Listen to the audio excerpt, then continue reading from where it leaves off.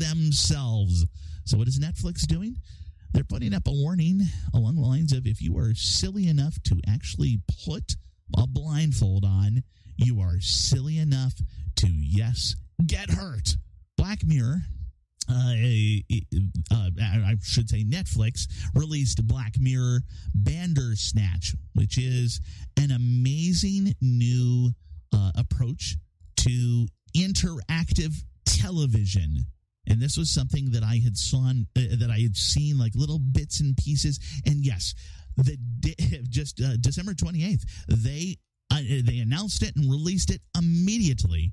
And there was a lot of talk about this. I actually haven't had a chance to dive into this one. I got distracted by a few other things in life, but I am planning on spending some time this weekend actually playing with it and having fun, and it should be great. This is something that goes back a long time ago. Zork is just an example of an interactive fantasy game where you wandered on through and you would make decisions. Go left, go right, go through the door, open that chest there. Oh, you got poisoned. Oops, that's a problem.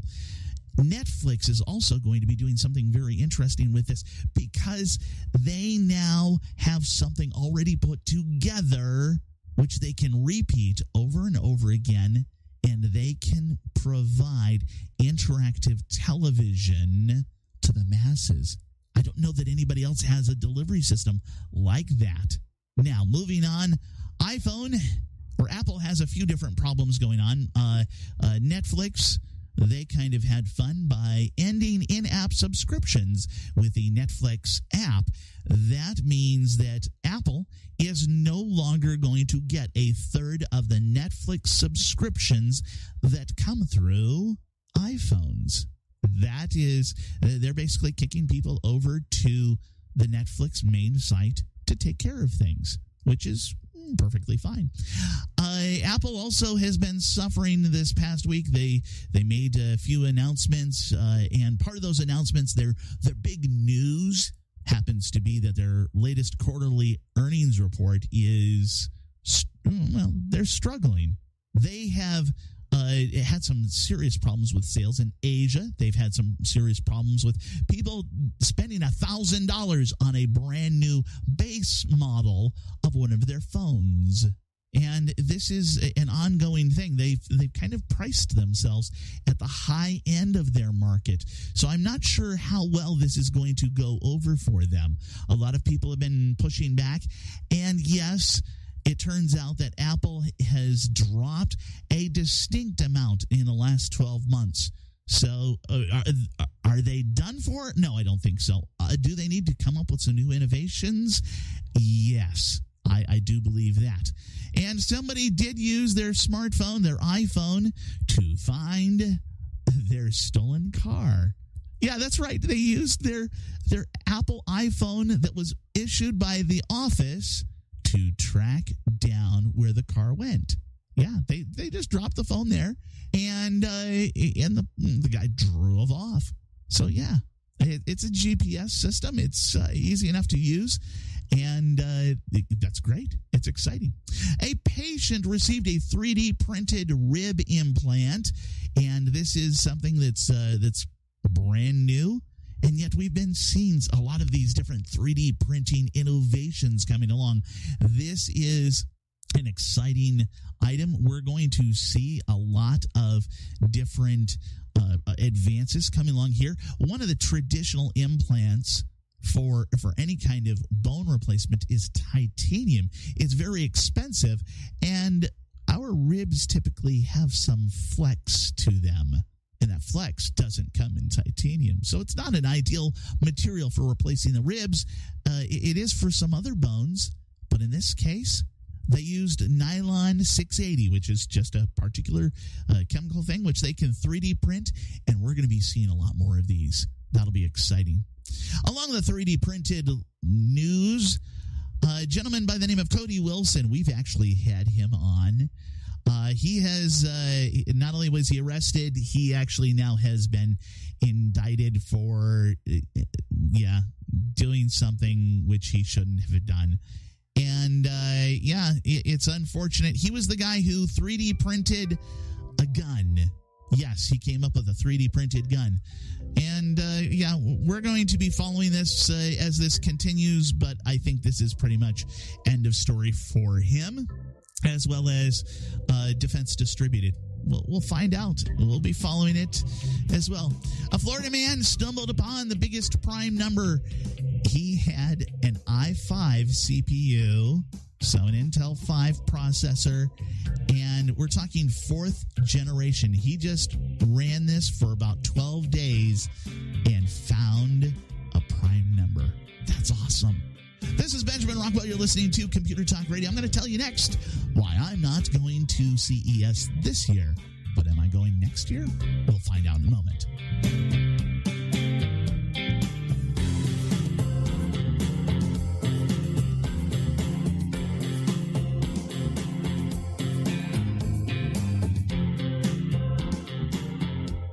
The website, ComputerTalkRadio.com, ComputerTalkRadio.com. That's where you can reach out to me if you've got computer questions, you've got computer ideas, the show ideas, whatever it is, drop me things. We'll converse. I'm more than happy to share with you. Again, ComputerTalkRadio.com. Last year, I did not go to CES. What is CES? CES is the Consumer Electronics Show. It is based in Las Vegas, Nevada, every year, the first full week of the year, as close as I can figure out. And last year, I did not attend because I was awaiting the birth of my grandson. And that was so exciting. I got to hold him, and I was there for just support for the family, and that was fun. That was exciting. And as fun and as exciting as CES is, it's nothing like that.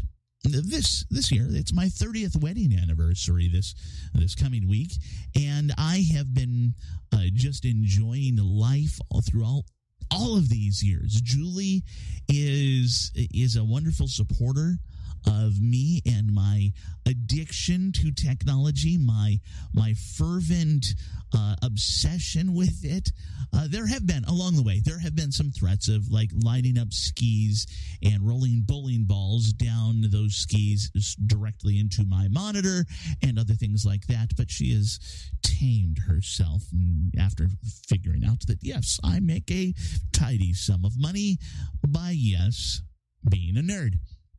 So let's talk about CES, though, and why other reasons why I have to make this decision every year. And I made this decision, 6 months ago. I said, you know what, I'm not going to CES next year, meaning like right now. And the reason for it was the 30th anniversary, but some of the other things that weigh out. So like next year, I may go. In 2020, I may go. I have to address that. I have to figure it out. I have to weigh it out. This past year, we did not see a lot of innovative items in technology. We talked about that last year. But we also haven't seen a lot of promise of great, amazing innovation coming from CES this year. So what is the point of CES for someone like me? Well, for me, it's to bring you information. For me, it's to also experience a lot of the different things in technology. But today, CES has outgrown itself. CES, in my ever so humble opinion, is a monstrosity. Every year, it goes up in the amount of people that are going there. And there aren't that many people in the industry. There are not 180,000 or 200,000 people that are in the tech industry that actually have to go to CES. 9 years ago, 10 years ago, the number was somewhere around 100,000. I was there when it broke 100,000. And it was the same amount of display space for the most part. It was the same amount of different places where you would go to find out more things. So now it's become this big, huge pushing and shoving match. There are two different types of people. Three different types, actually, if you count the exhibitors. So we'll actually talk about that. The three different types of people who go. There are the buyers and the people who are seeking out technology to resell. They have to be within the industry to be basically allowed in the show. There are the exhibitors. These are the people who are presenting things. So think of Best Buy. Those are the buyers. And Microsoft. Those are the sellers.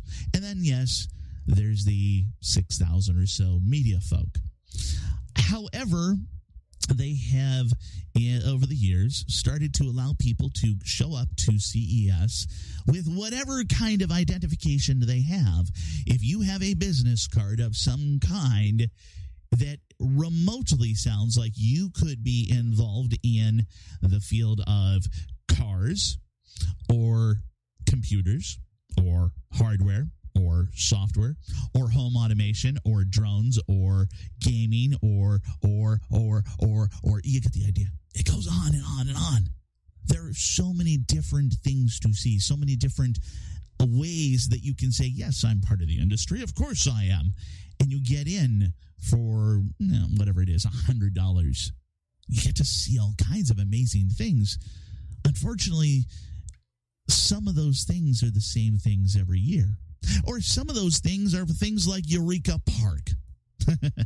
Eureka Park is this little section, now it's now a huge section, of all kinds of different companies that think that they can put down their however many $1,000 that they spend to get an exhibit booth, and they think that they're going to mysteriously get 1,000 people buying their product and their amazing product, and everything will be right in the world. The haptic fork always comes to mind whenever I think of Eureka Park. It's this little fork that kind of vibrates. It tells you the right time to eat. The fork is essentially controlling how fast you eat or how slow you eat, and it's controlling how often you chew. It was an interesting idea that was there for, I think, 3 years. I think I saw that 3 years in a row before it just disappeared because nobody was buying it. How many people do you know who have a computerized haptic fork? Probably very few.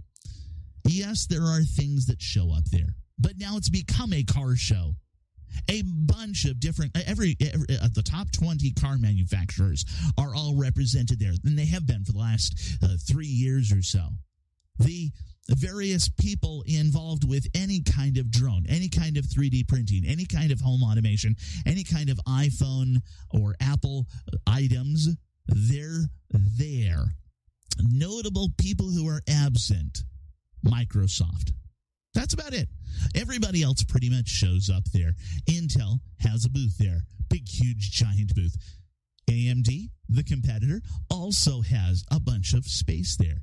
Sony's there, and yes, all kinds of other big names. If you've heard of them, they are probably there. Dell occupies a big old floor, an entire floor of one of the hotels out there. As a matter of fact, many companies are occupying portions of floors or whole floors or, yes, expensive suites. I have been at one of the best suites available at the Bellagio overlooking the fountain that is available. I think there was one floor above us.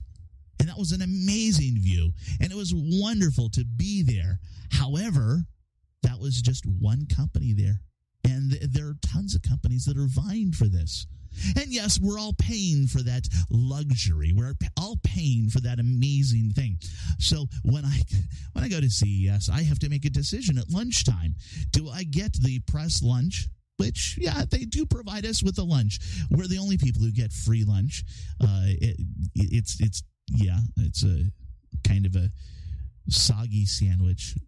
Yeah, an apple or some other kind of fruit and a cookie. The cookies are actually pretty good. But the sandwich, it's less than thrilling. They've got a number of different choices, but, it's something that I've got to make that decision, or I go on out and I spend a matter of $50 on lunch. And it's not a great lunch either at 50. I mean, okay, it's a $50 lunch, but you would think that it would be kind of ritzy. There'd be, silverware, little waiters running around in tuxedos and saying, "Would you like me to take that away from you, sir?" No, we're talking, it's a non-soggy sandwich for that same $50. Yeah, I go for the soggy one, but that's because I'm cheap. It's just an experience, but after you've done it a number of times, I think it's about 10, 12 times, whatever it is. It gets to be kind of, do I need to go? Do I really want to go? Yeah, I probably will go next year too. Keep in touch, but I'm going to do a lot from home this year. I'm going to do a lot of different things because, yes, I do plan on spending my 30th anniversary with the love of my life. That's just my approach to it. Pastor Mark is going to come up next here on Computer Talk Radio.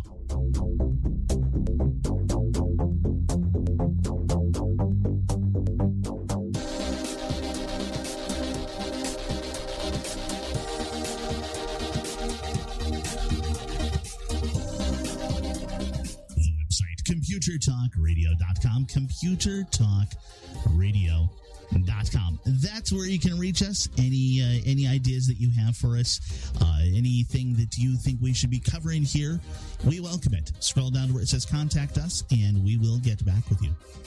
Pastor Mark joins me now, and Mark, one of the things that it's kind of quieted down, but they were talking about discussing the colonization of Mars.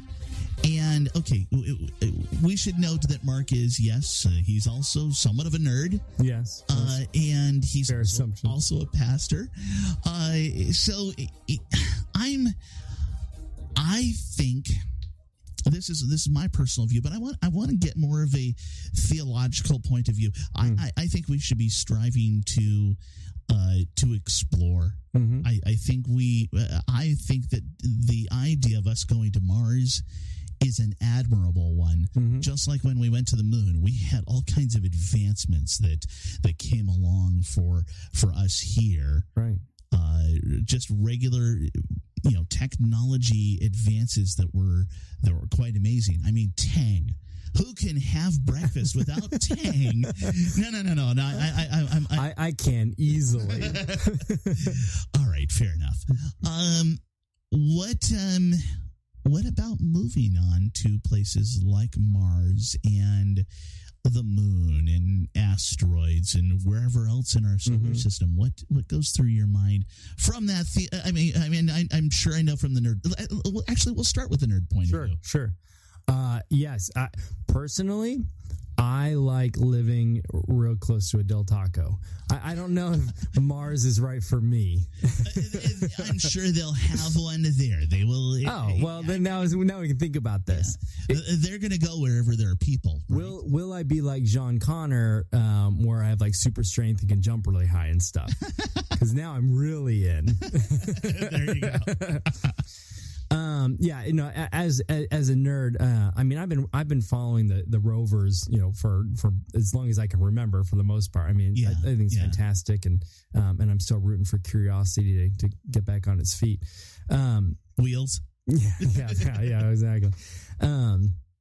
So kick in little solar panels. But yeah, on the nerd side, I think colonizing. That's so cool. This is what science fiction has been all about my whole life, and I might actually be alive when it becomes a reality. Yeah. And that's super cool to me. Theologically, I think I can make a pretty good case for why exploring other planets and colonizing Mars can have a theological aspect to it. Sure. And what I think is that from the Garden of Eden. As humans, we were actually given a job, and part of that job was to be fruitful and multiply.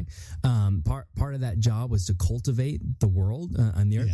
And part of that is exploring and adventuring and finding new places and stuff. But the world is pretty much tapped as far as the Earth is considered. We've mapped the whole thing. We've been, there has been feet pretty much everywhere.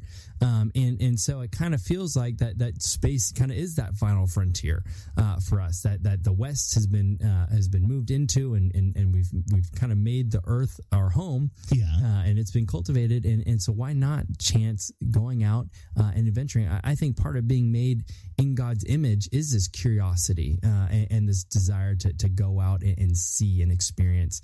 And space just seems like the next step for us. And so, man, yeah, I think that's really cool that we even have the opportunity. It didn't seem that way growing up, that it was going to be something in our lifetimes. Sure. Yeah. I mean, for us growing up, all right, for me, I'm a bit older than you, but it was a matter of, okay, we went to the moon. Mm-hmm. Basically, I was all of like 9 months old or so when Neil Armstrong said, one giant leap. Yeah, exactly. But yeah, by the time I started to realize, okay, we've been to the moon, we've been to the moon and we didn't go back. Mm-hmm. It's like, huh? What? Mm-hmm. We went all that way, and we could have built a 7-Eleven. We could have built a Del Taco out there, but we didn't do anything. Where's my elevator? Straight to the moon. Exactly. So, from me, I love the idea. As a matter of fact, I'm going to point out right over there. You see, I've got. I usually have a couple of books around that are showcased. Yeah.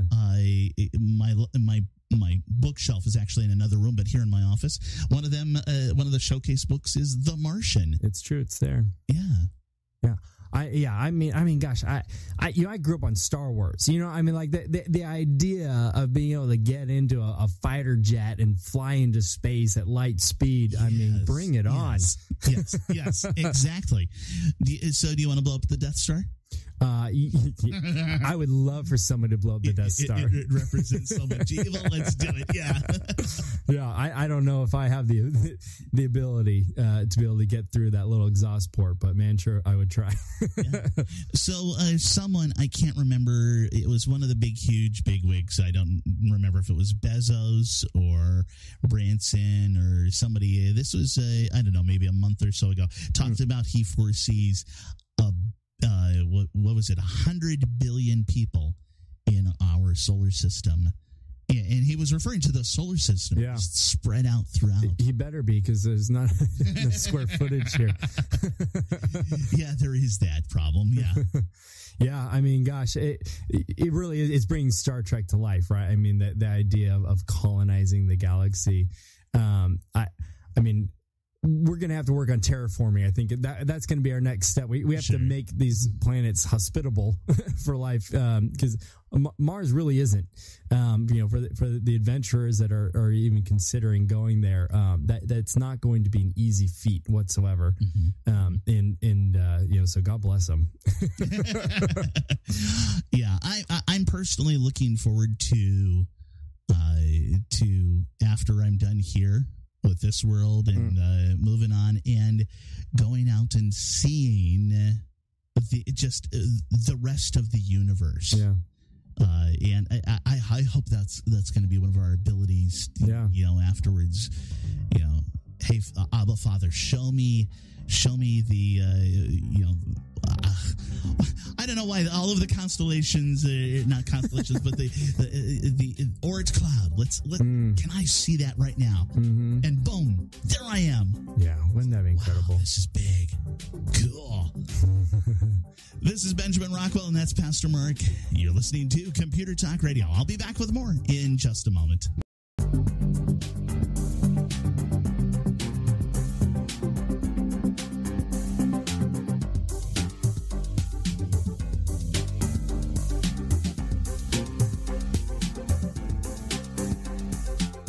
Website, computertalkradio.com, computertalkradio.com. That's how you can reach out to us, and that's any of us. You can reach out to myself, you can reach out to Keith, you can reach out to Steve, you can even reach out to Pastor Mark or Marty. Marty, yes, Marty. Hey, all you got to do, computertalkradio.com. Keith Amsidor joins me now, and Keith, we could go through a number of different things about New Year's resolutions and stuff like that. But it really, what I want to know is, what do you think is going to happen this year in the world of computing and technology, especially when it comes to Apple, but also your other specialty, cars? Well, Benjamin, before we narrow it down to Apple and to cars, I'd like to be a little more broad-based and suggest that Computer Talk Radio is one of the finest media outlets in the world for tech journalism and information and opinion too, because a lot of what we think is what we share.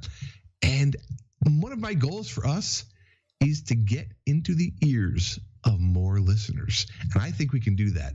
And I think Computer Talk Radio will become even bigger than it ever has been. But as far as that was a minute of patting both of us on the back, but okay, go on. Well, come on. We have to start out the year with lofty goals. Okay. All right.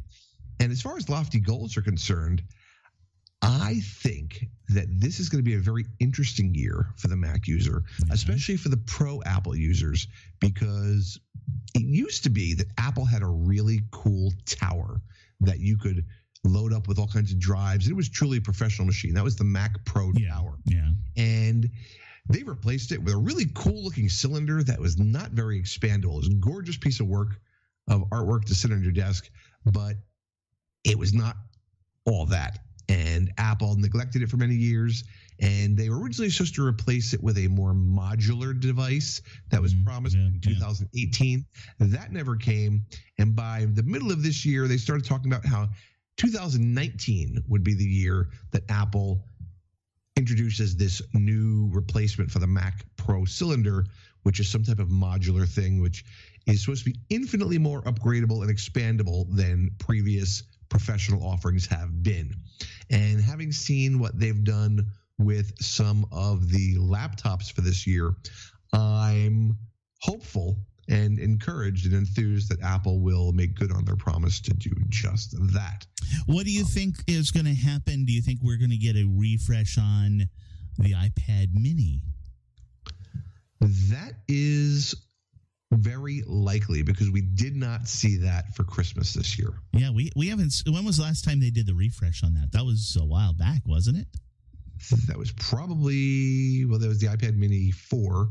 So I think we're going to see something probably by March if they are true to their, annual calendar cycle. Sure. So that's speculative, because, they don't give us any guidance. They just leave us with our crystal balls to speculate that we can foretell the future. Well, I mean, that's what everybody's listening to you right now for. What about the car world? What do you think is going to happen in the car world? Well, you know me, Benjamin. I'm a Nissan guy. But, we have a lot of fans, a lot of listeners who are domestic car people. And with General Motors having closed down so many plants, I'm wondering whether or not they're going to further restructure and, maybe get rid of Buick. I mean, it's just speculation, because, they've got Chevy, which is their value brand. They've got Cadillac, which is their luxury brand. But they had a couple of mid-band brands. You had it was your dad's Oldsmobile, and the performance division of Pontiac, which they've shuttered and closed down. And you think the GMC brand, that middle brand, is going to go away as well? I don't think so, and I'll tell you why, Benjamin. While it would make a lot of sense to just have a single brand of the same trucks, I think that the GMCs are sold more to commercial outlets, and I think it's going to stick around for a while because of that. What do you think is going to happen over in the German sector? We were talking Mercedes, Audi, and Beamers. I have not been a fan in my lifetime of the Teutonic vehicles. I know you are. Yeah. But I think, having seen a really cool video a year or two ago for an automated truck from, I think it was out of Mercedes. Was that I think that was Volvo, wasn't it? Was it Volvo? Yeah. Yeah, I think it was something European. Yeah. I know it wasn't domestic, and I know it wasn't Japanese. Yeah. But I think they're going to be putting a lot more of their resources into those types of technologies. Sure. I think we'll probably see more of that. I also think we're going to see a lot more across the board in electric and hybrids. Much to my chagrin, I'm a diesel. Not diesel. I am a fossil fuel burning dinosaur. I pull up next to a hybrid at a traffic light, and it's got that golf cart thing where you take your foot off gas. Not even that. It's you take your foot off of the gas and step on the brake, and all sound from the vehicle stops, and that freaks me out. All right, so real quick, give us an idea of where you think Nissan is touching on them. What about Honda and the rest of them? We're going to see some redesigns from them, because most of their vehicles have Apple CarPlay in it, which is an amazing technology. And I think we're going to see Apple CarPlay rounding out a lot of the other car manufacturers' electronic lines as well. Very cool. There's a lot of different stuff we need to be watching for. This is Benjamin Rockwell. And I'm Keith M. Sedor. And you're listening to Computer Talk Radio. I'll be back with more in just a moment.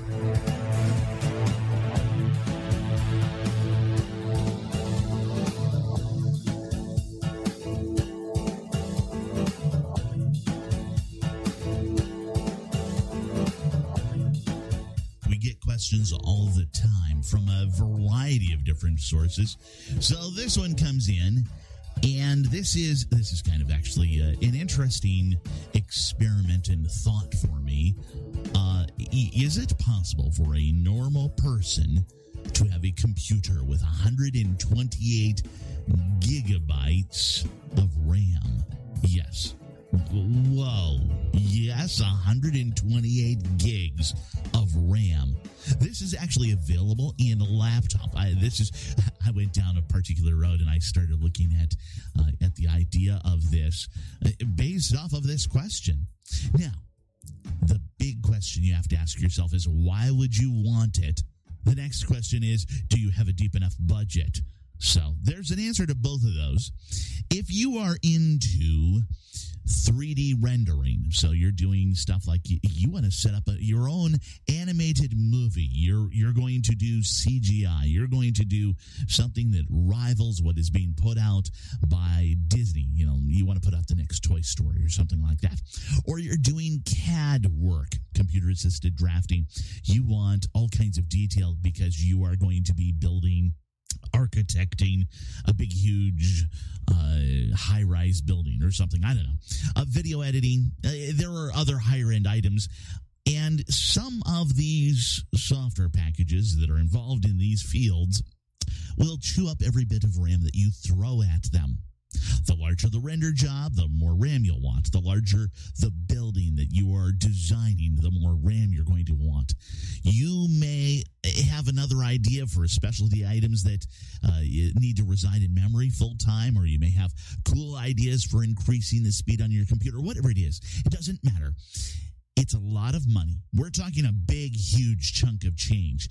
And you need to check up front that all of these software packages that you want to run are written to handle that much RAM. Now, before you buy all of it and you install it and move into the world of impressive specifications, you also need to consider things like if you have enough CPU, if you have a fast enough hard drive, and more. So those become the new bottlenecks. Memory sometimes has been a bottleneck, the size of memory, but you're talking a large, very large solid-state drive. You're talking about best-in-class processors and more. Dell has their precision systems. They've got a couple of laptops there that I looked up, and the ThinkPad P72 and the P52, good items. The RAM choice itself is going to set you back about $2,000 to $3,000. Now, it's nice to dream. It's nice to say, you know what, I want something like this. But we already are starting to put this system into the dramatic overkill range. For myself, I'm going to stick away from something like this. I like how things progress, and laptops and desktops progressively. They grow cheaper, and it's easier to replace them.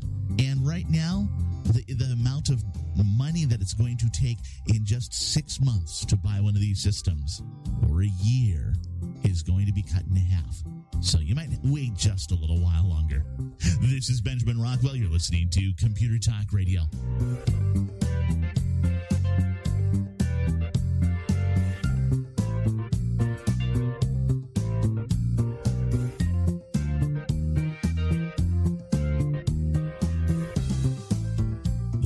ComputerTalkRadio.com, ComputerTalkRadio.com.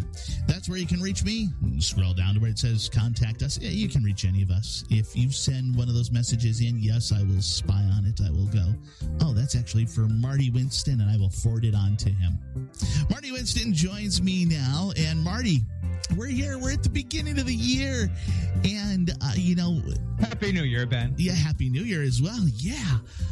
I am hoping that 2019 is much better than my 2018. And I'm hoping that we see a lot of wonderful new technologies. What is it that you see? What do you foresee this year turning out to be like? What do you see coming at us in technology? I go deep, geek. I take a look at the components. I take a look at what's happening in sensors. I take a look how people are putting them together in different kinds of products. So let me take it from there and figure out where it's going to be drawn out into products. And the first thing I'm going to tell you is I foresee car sensors that would let taxi or Uber drivers charge by weight as well as distance. Ooh, creepy. That's Well, their gas mileage goes with it, and if you've got a whole bunch of heavy bags or, you're transporting gold bullion, they're going to want to charge you more. Sure, yeah. Especially if they have to lift that gold bullion into the trunk. Yeah. Okay. For drones. I think we're going to see consumer drones able, with probably through their apps, to store multiple waypoints and then connect the dots. You can get it to fly a given route based on 3, 4, 5, 6, 7 waypoints. So, for example, if you want to just patrol the gutters or check the borders of the yard, you can tell it to do that. If you want to zigzag back and forth to see, what part of the field your dog got to, you can do that. So I think that's going to come to drones. I think we're going to see smarter garages that can tell if there's something combustible, garages that can recognize when your car is there before you have to push a button. I think we're going to see that kind of thing coming true. I think, in the garage, think about every car you've ever bought and the in-dash console. Why are you duplicating navigation there? You've always got a dated map. You've always got old data as soon as you buy the car.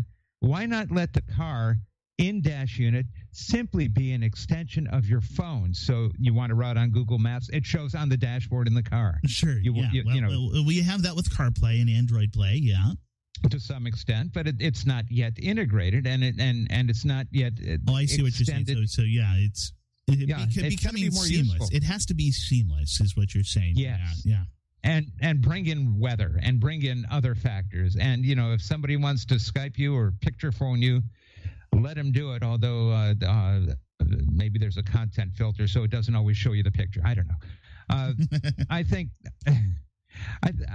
garage doors are going to get a little smarter, too, made with parallel panels with insulation between, because not letting an attached garage be that influenced by outdoors will save energy in the house. It's just obvious and easy to do. When you go to a parking garage, I'm thinking it's really simple for that garage to know the position of every car within it and to light up lights, not only to keep you going until you're near where there's a parking space for you, but also to let you know when somebody's coming out of the garage and